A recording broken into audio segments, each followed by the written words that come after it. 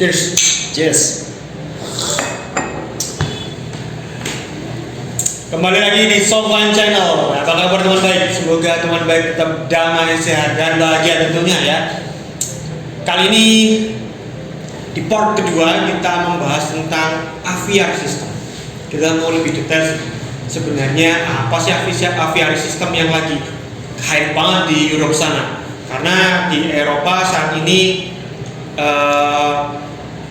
banyak sekali isu tentang animal welfare, akhirnya aviary system menjadi yang sangat populer sekarang. So let's talk about the detailing aviary system. Yes. Can you explain first the historical using aviary system in the past and then the current system, current time? It goes already way back to 1999 when European Union announced that they want to change housing system because of animal welfare, and they pronounced that they will do it in the near future. So in the 99 you still in the cage. Yes. Jadi pada tahun 99 di Belanda itu masih pakai kandang baterai tahun 99. Kemudian ada masalah tentang animal welfare, kemudian dia pindah ke sistem yang lain. What's the next system? Because of these pronouncements, already the market circumstances already adapt to that. So farms already start to move to free cage already in 2004. So based on the market. Yes. Jadi karena berdasarkan pasar marketnya di sana dari tahun 99, dia berubah ke free cage atau tanpa kandang atau tanpa sangkar. And then because we know how to hold chickens in free cage, because we have the experience with parent stock and grandparent stock. So we thought, okay, but if we want to go to free cage, we know that we are not so efficient than the cage system, because we can hold less chickens and the chickens are less efficient. Oh, oke. Jadi sebenarnya free cage itu udah dipakai dari parent stock sama grandparent stock di sana. Kemudian Layar mengikuti sistem itu. Cuma karena banyak persoalan tentang efisiensi dan density atau jumlah ayam dalam 1 meter persegi, akhirnya mereka berubah lagi dari yang free catch and then so in 2004-05 there are already companies who are thinking about how can we deal with the circumstance that we provide animal welfare and also be efficient. So that's the moment when in 2004-05 the first aviary system came on the market. Jadi pada tahun 2004-2005 sekitaran itu ya, ada perusahaan Belanda yang menyesuaikan dengan keadaan di mana pertama kali diumumkan atau diperkenalkan tentang aviary system. Which company? We have a lot of different companies who start with that. Not just one. No. Jadi banyak perusahaan yang langsung mengumumkan bahwa untuk meningkatkan animal welfare atau perikehewanan dan juga untuk meningkatkan efisiensi pada produksi atau performance, mereka mengumumkan untuk membuat sebuah sistem yang terbaru untuk aviary system di tahun 2004-2005. Dan so poultry farmers switch from the battery cage system to enriched cage, like colony, free cage, and also organic a little bit. So you still use a cage for colony? Yeah, colony. But enriched cage. Oh, okay. Jadi masih di sana masih ada yang koloni teman baik. Cuma the size of colony size is more bigger kan? Yeah, it's more bigger. Jadi untuk mendapatkan space yang cukup, mereka tetap menambahkan ukuran kandang koloninya. Dan juga ada yang namanya sistem organik. Gitu. Okay, what's the difference about organic and aviary? Yeah, organic is a step further, step too much I think, but organic focus only on animal welfare, so a little bit less on efficiency. So you have like cage efficiency, aviary between organic animal welfare. Oh ya. Jadi kalau tadi saya tanya organik sama aviar itu bedanya apa? Jadi kalau organic system itu lebih maju lagi. Dia lebih mementingkan tentang kehewanan atau animal welfare. Tapi sangat efisiennya sangat kurang. Jadi dari free cage, kemudian aviar itu di tengah-tengahnya, kemudian organik. Nah sekarang mereka pakai aviar. So it's what in year the aviary system in common in Netherlands? Yeah, I think the switchover was between 2004 till 2007-8. Still a lot of difference between every system that time. Also, a lot of companies still learned how to use every system. But the basic meaning of every system was quite clear what we want to do with it. And how years the system of aviary is using all the Netherlands. Yes. In which years? Difficult to say because there are also still because they invest in not only the aviary system also free cage system. So those companies don't turn over immediately to aviary so system. Start from 24 and until now ya. Yeah. Jadi banyak sekali perubahan tentang sistem aviary tersebut. Mulai dari tahun yang tadi saya sampaikan sampai sekarang pun mereka masih update. Itu pentingnya, update about the system, right? And then you right now got a complete system. Yes. Yeah. Aviary is like a smart system where we think about also the natural behavior of the chickens, because every system kind of like acts like a tree. Chickens in nature, like when it is night, they like to go up in the tree. Yeah. Also based on where they are in the flock, which rank they have, you know. So that already provides animal welfare. But not only that, because you have different layers, you also create more living area, so you can keep more chickens in the same house. Ya, jadi bedanya free cage sama aviary system adalah aviary system itu punya daya tarik di mana dia mengimplementasikan natural kebiasaan alamiah ayam. Jadi membuat sistem seperti free range, tapi kayak kalau di alam ya, kalau ayam itu suka yang namanya nangkring atau dia bertengger di dahan. Nah, dia membuat sebuah sistem seperti itu. Ayam bisa bertengger di dahan atau tidur di sana, tapi di dalamnya ada beberapa tingkatan layer untuk ayam bisa nangkring juga nih. Jadi bisa meningkatkan populasi, jadi lebih efisien, populasi tetap banyak, tapi dengan animal welfare tetap dipertahankan dan juga natural behavior tetap ada di situ. Jadi bukan free range itu kayak dilepas, tapi kalau natural behavior dia bisa nangkring, bisa terbang sana sini karena ada beberapa tingkatan layers pakai kayak baterai gitu. Coba lihat deh di video kita pas di VDL.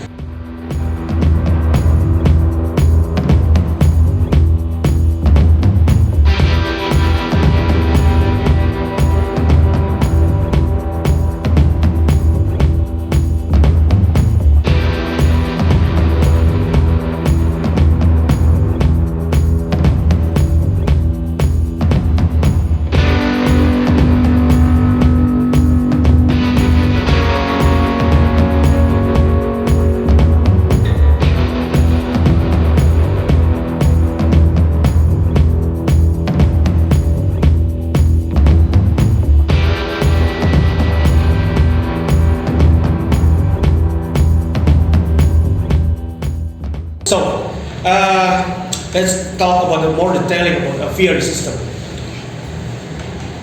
What advantage and disadvantage about aviary system? Yes. Yeah, like advantage is like at first we thought like we couldn't get the same results as with cage, but apparently when we got like more experience with the aviary system, we see that we can even match the same results as in cage, and after animal welfare as well. But during those experience, we also need to adapt a lot of things. It's like rearing and how to manage the flock till the harvest. Oke. Jadi saya tadi tanya apa sih kelebihan dan kekurangannya aviary system ya. Jadi mereka mengadaptasi dari kandang baterai ke aviary. Itu di kandang baterai mereka dapat nih efisiensinya, dapat peak performanya. Nah di aviary system mereka bisa mengadaptasi itu, tetap dapat peak performanya dan juga dapat animal welfare-nya. Cuma di aviary system nggak cuma di layernya aja, tapi pada saat rearingnya atau growernya juga harus mengadaptasi sistem tersebut. So, what kind of a rearing system match with aviary system? Yeah, we are quite common with rearing for free cage. Like it's the same as PS, and it's not like quite different than when you put layers or PS in a free cage house. It's the rearing is still the same, but because you have higher layers, more layers, you need to focus on how they can reach those layers and how they need to learn how to jump, where they need to eat, find the water, and also basically where to find the laying nest where they can lay their eggs. Which starts the chicken or rearing, they start to learn like that. Yeah. Which age? Now first days is like the same as cage. They are like in cage. The DOCs. DOC is still in cage, but the colony, right? Yeah, in colony. Then after that, with providing water and feed. After that, cages go open, and then start rearing. Yeah, they start in a basically a free cage housing. After that, they are like layers who come up and down, who learn the chicken how to jump. And because the water is on those layers, they need to jump to reach the water. Oke. Jadi gini teman baik. Jadi tadi ada sedikit pelompat ya penjelasannya. Jadi ini yang terakhir tadi saya menjelasin. Jadi sebelum kita masuk ke layer aviary, mereka juga sudah merencanakan ini ayam mau jadi aviary nih, mau jadi kembali ke habitat alamiahnya. Jadi dari DOC mereka tetap koloni, kayak kandang koloni biasa, di situ ada makan, minum seperti koloni biasa. Tapi ketika sudah masuk ke usia grower atau rearing, mereka buka kandang ikannya bisa dibuka. Jadi pada saat DOC itu di cage, di kandang baterai, tapi kandang baterai bisa dibuka jadi itu free cage. Nah, air minum di dalam kandang itu kayak diangkat, jadi ayam nggak bisa minum di dalam kandang, di dalam cage-nya, tapi harus keluar. Dan di luar itu ada tempat atau lahan gitu ya, itu kayak naik gitu, ada bertingkat. Di situ tempatnya minum. Jadi ayam harus belajar lompat, belajar terbang, belajar nangkring karena ada equipment yang bisa naik turun nih. Ini melatih mereka untuk terbang, nangkring, loncat kayak seperti di alamnya, di pohon misalnya seperti itu. Ini yang penting. So it's impossible to make aviary with the rearing system is using fully cage. Yes. Or just free range. Yeah. It's impossible because of based on your explanation, the rearing must be learn to jump, learn to fly, and learn to reach the water in the layers, right? Yeah, and you could adopt that in free range rearing, but it's more likely to use like also the every rearing also in the rearing period. But if you talk about cage rearing, you don't learn the chickens how to move it up. So because the aviary system is a very system where you need to move as chicken, otherwise you can't have feed, can't have water, and then you have a lot of floor eggs. We call it like imprinting. Yes, imprinting. Iya. Jadi saya tanya nih, kalau misalnya sebelum ke layer aviary, apakah bisa nih si pulen itu berasal dari kandang baterai atau cage? Kalau bagi dia itu sangat impossible karena dia biasa disediain makan di depannya, nipel atau airnya di depannya, kemudian disuruh pindah ke aviary system yang dia harus loncat, harus terbang, harus nangkring, itu nggak mudah karena kaitannya dengan imprinting. Imprinting adalah kita membuat sebuah kebiasaan baru bagi si ayam. And then about the last question is a little bit jump.